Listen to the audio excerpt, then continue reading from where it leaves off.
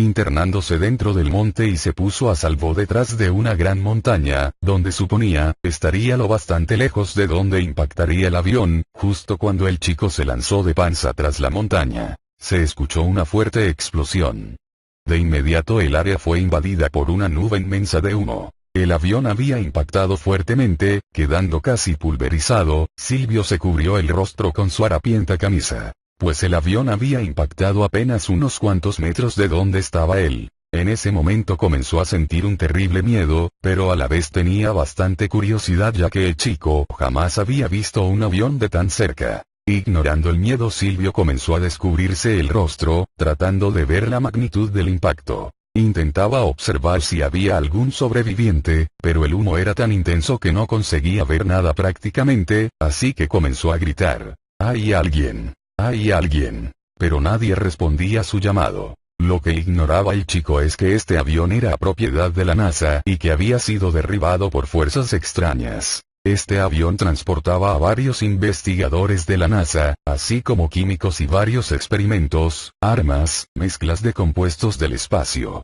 Algo común para estas personas de la NASA. Al haber caído el avión desde una gran altura, no hubo sobrevivientes, prácticamente quedó pulverizado el avión. Solo quedaban restos del avión y algunos objetos de laboratorio, químicos que parecía agua de distintos colores. Los cuerpos quedaron calcinados. Al ver esto, el chico quedó impactado, prácticamente se quedó congelado. Nunca antes había visto algo semejante. Al ver los restos de los cuerpos, comenzaron a deslizarse algunas lágrimas por sus mejillas. A su vez, el aire comenzó a destilar un olor fétido. El humo que emanaba los restos del avión, aún entre las llamas, era entre color verdoso y púrpura. Dado que en este avión transportaban varios químicos desconocidos y experimentos. El chico se acercó sin medir las consecuencias. Él ignoraba qué es lo que transportaba este avión. Él solo era un chico de campo y desconocía prácticamente todo que sucedía fuera del mismo. De inmediato comenzó a sentirse mal, mareos, dolor de cabeza, náuseas, síntomas comunes pensó él, tal vez por las impactantes imágenes y la impresión del suceso. En este momento dejó de lado sus síntomas y corrió a su casa, en busca de su padre para relatarle lo sucedido.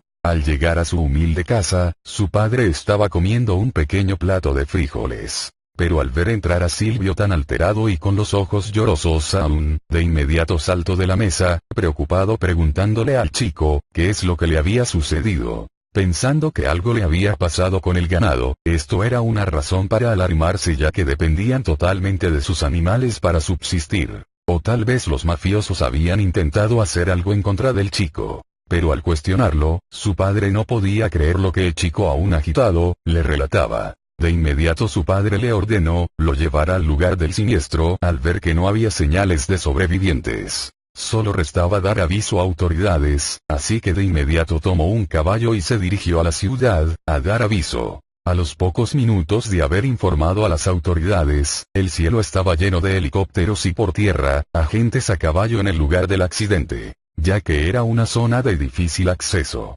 dado que los agentes de la NASA ya estaban tratando de localizar el avión por satélite, ya que de repente desapareció de su radar. Ignoraban que alguien lo hubiese derribado. Todos estos helicópteros y agentes eran de la NASA, no había ningún tipo de seguridad por parte del gobierno mexicano, tal parecía que la NASA podía hacer lo que quisiera y ordenar a su antojo. El chico temeroso de toda esta gente, solo observaba desde su peñasco. En pocos minutos estos agentes cubiertos de pies a cabeza ya habían acordonado la zona, utilizaban trajes especiales. 2 helicópteros rociaban una sustancia sobre la zona del impacto. Los agentes preguntaron, que quién había descubierto el avión. De inmediato señalaron a Silvio que estaba sentado en el peñasco. Un agente se dirigió al chico. Silvio al ver que el agente se dirigía a él, con una cara no muy amigable. Él de inmediato pensó que lo llevarían a la cárcel. Dada su inocencia, tomó la resortera que siempre cargaba en el bolsillo trasero y la arrojó lo más lejos que pudo, ya que él pensó que si le veían lo que para él era un arma, lo culparían de haber derribado el avión con la resortera.